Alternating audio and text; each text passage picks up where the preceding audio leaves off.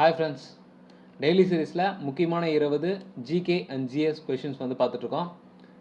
இன்றைக்கான வீடியோக்குள்ளே போகிறதுக்கு முன்னாடி நம்ம சேனலை சப்ஸ்கிரைப் பண்ணாதவங்க சப்ஸ்கிரைப் பண்ணிக்கோங்க, மறக்காமல் பெல் ஐக்கனை கிளிக் பண்ணிடுங்க. அண்ட் இந்த வீடியோ உங்களுக்கு பிடிச்சிருந்ததுன்னா உங்கள் ஃப்ரெண்ட்ஸ்க்கு ஷேர் பண்ணுங்கள்.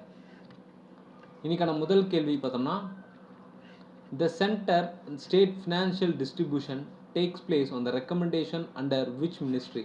ஸோ ஃபினான்ஷியல் ரிலேட்டட் வந்துட்டாலே அது ஃபினான்ஸ் மினிஸ்ட்ரிக்கு கீழே தான் வரும். ஃபினான்ஸ் மினிஸ்டர் தான் வந்து சென்டருக்கும் ஸ்டேட்டுக்கும் இருக்க ஃபினான்ஷியல் மேட்டர்ஸ் எல்லாமே வந்து கவர்ன் பண்ணுவாங்க. Which country is the biggest producer of mango? மேங்கோவை உற்பத்தி பண்ணுற முதல் இடத்துல இருக்கக்கூடிய நாடு எதுன்னு பார்த்தோம்னா நம்ம இந்தியா. இந்தியாவில் தான் வந்து மேங்கோ வந்து அதிகமாக விளைச்சல் இருக்குது. Which country is the biggest producer of bauxite? பாக்சைட்டுங்கிறது வந்து ஒரு வகையான ஓர். அண்ட் இந்த ஓர் அதிகமாக ப்ரொடியூஸ் பண்ணுற கண்ட்ரி எதுன்னு பார்த்தோம்னா ஆஸ்திரேலியா.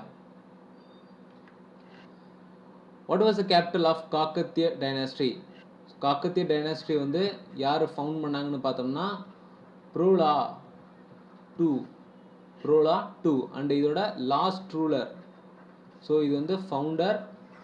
லாஸ்ட் ரூலர் யாருன்னு பார்த்தோம்னா ருத்ரதேவா. ரொம்ப முக்கியமான கேள்வி. Last ruler of Kakatiya dynasty யாருன்னு கேட்டாங்கன்னா ருத்ரதேவா. அண்ட் இதோட கேபிட்டல், காக்கத்திய டைனாஸ்டியோட கேபிட்டல் எதுன்னு பார்த்தோம்னா வாராங்கல். அண்ட் இந்த காக்கத்திய டைனாஸ்டி கடைசியாக யார் கேப்சர் பண்ணாங்கன்னு பார்த்தோம்னா டெல்லி சுல்தான் தான் வந்து கேப்சர் பண்ணி இந்த டைனாஸ்டி இல்லாமல் பண்ணாங்க. The general happiness is the end of the state. இந்த வாக்கியத்தை சொன்னது யாருன்னு பார்த்தோம்னா பென்தம். இவர் வந்து ஒரு இங்கிலீஷ் ஃபிலாசபர், ரொம்ப ஃபேமஸான English philosopher. When is the International Literacy Day recognized by the UN observed? International literacy day எப்போன்னு பார்த்தோம்னா செப்டம்பர் 8 அப்போ இன்டர்நேஷ்னல் லிட்ரஸி டே. அண்ட் 2019 இந்த டே செப்டம்பர் 8 அப்போ லிட்ரஸி டேக்கான தீம் என்னன்னு பார்த்தோம்னா literacy and மல்டிலிங்குவலிசம்.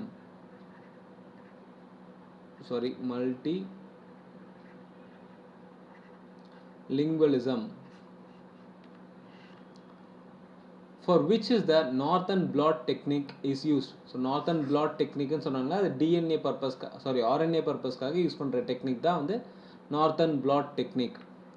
Which lake lies in the dead heart of Australia? இது வந்து கொஞ்சம் ஃபேமஸான book.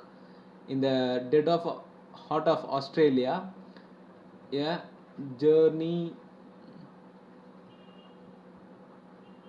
around Lake Eyre in this summer.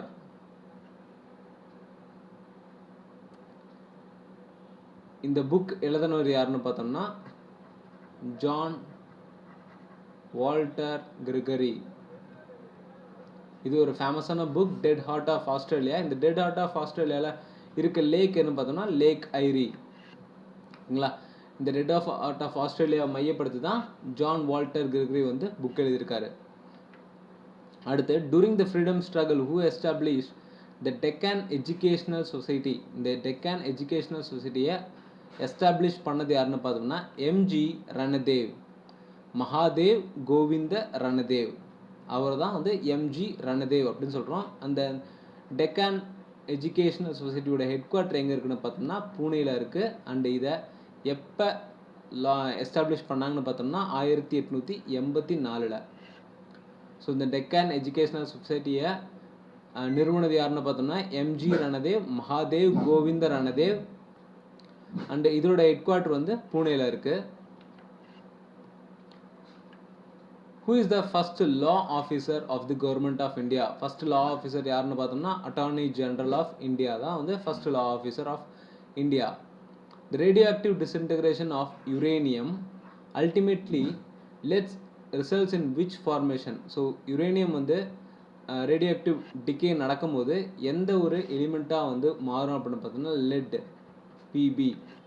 லெட்டாக வந்து தான் வந்து டிகே ப்ராசஸ் நடக்கும். Which is the largest in terms of turnover public sector organization in India? PSUலேயே எந்த ஒரு ஆர்கனைசேஷன் வந்து டேர்ன் ஓவர் அதிகமாக ஈட்டக்கூடியது அப்படின்னு பார்த்தோம்னா ONGC, oil natural gas corporation. So செகண்டாக இருக்கிறது வந்து IOC. when is the world humanitarian day is observed? World humanitarian day எப்போன்னு பார்த்தோன்னா 19th ஆகஸ்ட் அண்ட் 2019 இந்த ஹியூமனிடேரியன் டேவோட தீம் என்னென்னு பார்த்தோம்னா woman ஹியூமனிடேரியன்ஸ்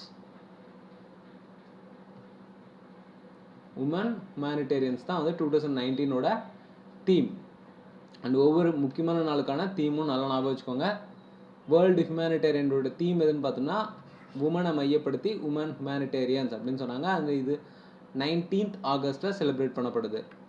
which country ranks first in producing teak வுட்டை produce பண்ணுற ஃபஸ்ட்டு ரேங்க்கில் இருக்க கண்ட்ரி எதுன்னு பார்த்தோம்னா மியான்மர். அண்டு செகண்டாக இருக்கிறது வந்து தாய்லாந்து. ஸோ நிறைய பேருக்கு இந்த 2 கண்ட்ரியில் தான் வந்து கன்ஃபியூஷன் வரும். ஸோ இப்போ லீடிங் ப்ரொடியூசராக இருக்கிறது வந்து Myanmar. By whom was the agitation against the partition of Bengal led? Partition of பெங்காலை எதிர்த்து போராடின மனிதர் யாருன்னு பார்த்தோம்னா Surendranath Banerjee. Hydraulic brakes and hydraulic lift are devices. why are fluids used in them? So இந்த டிவைசஸ் ஹைட்ராலிக்னாலே அதில் ஃப்ளூயிட் யூஸ் பண்ணுவாங்க. அந்த ஃப்ளூயிட் எதுக்காக யூஸ் பண்ணுறாங்கன்னு பார்த்தோம்னா ஃபார் டிரான்ஸ்மிட்டிங் ப்ரெஷர். அந்த ஃப்ளூயிட் யூஸ் பண்ணுறதுக்கான முக்கியமான காரணமே வந்து ப்ரெஷரை வந்து ஈக்குவலாக டிஸ்ட்ரிபியூட் பண்ணும். அண்ட் இந்த ஃப்ளூயிட்ஸ் மோஸ்ட் இம்பார்ட்டன்ட் ப்ராப்பர்ட்டி எதுன்னு பார்த்தோம்னா இது எல்லாமே வந்து நான் கம்ப்ரெசிபிள். ஸோ ஃப்ளூயிட்ஸ்னாலே அது வந்து நான் கம்ப்ரெசிபிளாக இருக்கும். ஸோ வந்து ப்ரெஷர் ஈக்குவலாக டிஸ்ட்ரிபியூட் ஆகும். அதுக்காக தான் வந்து ஃப்ளூயிட்ஸ் யூஸ் பண்ணுறாங்க. Which lake in India has the highest water சாலினிட்டி?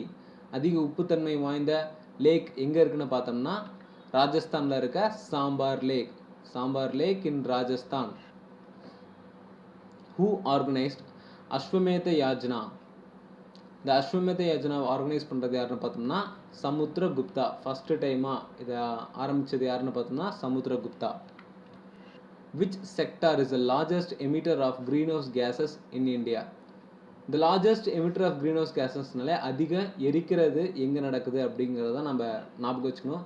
So pollution மூலியமாகவும் க்ரீன் ஹவுஸ் கேஸஸ் நடக்குது. அண்டு இதுக்கு முக்கியமான காரணமாக வந்து எலக்ட்ரிசிட்டி ஜென்ரேஷனில் தான் வந்து அதிகமாக இருக்குது. ஸோ நம்ம இந்தியாவில் அதிகமாக தெர்மல் பவர் பிளான்ட்ஸ் தான் இருக்குது. அந்த தெர்மல் பவர் பிளான்ட்ஸ்லேருந்து ரிலீஸ் ஆகிற க்ரீன் ஹவுஸ் கேஸஸ் தான் வந்து ரொம்பவே அதிகம். So largest emitter of green house gases எதுன்னு கேட்டாங்கன்னா electrical power generation because of thermal power plants, mostly from thermal. when was the design of national flag was adopted by the Constituent Assembly of India? national flag adopt பண்ணது எப்போன்னு பார்த்தோம்னா 22nd July 1947. And இதில் ஒரு interesting விஷயம் என்னன்னு பார்த்தோம்னா இந்த flag இப்போ நமக்கு இருக்க ப்ரெசன்ட் ஃப்ளாகை டிசைட் பண்ணுறதுக்கு முன்னாடியே 6 டைம் வந்து ஃப்ளாகை மாற்றிருக்காங்க. ஸோ காங்கிரஸ் செஷன் நடந்துச்சு இல்லைங்களா, அந்த டைம்லலாம் வந்து ஃப்ளாகை டிசைன் பண்ணி 6 தடவை வந்து சேஞ்ச் பண்ணியிருக்காங்க. அண்ட் ஃபைனலாக டிசைன் இப்போ ப்ரெசன்ட் டிசைனிங்கில் இருக்க ஃப்ளாகை டிசைன் பண்ணது யாருன்னு பார்த்தோம்னா பிங்காலி வெங்கையா.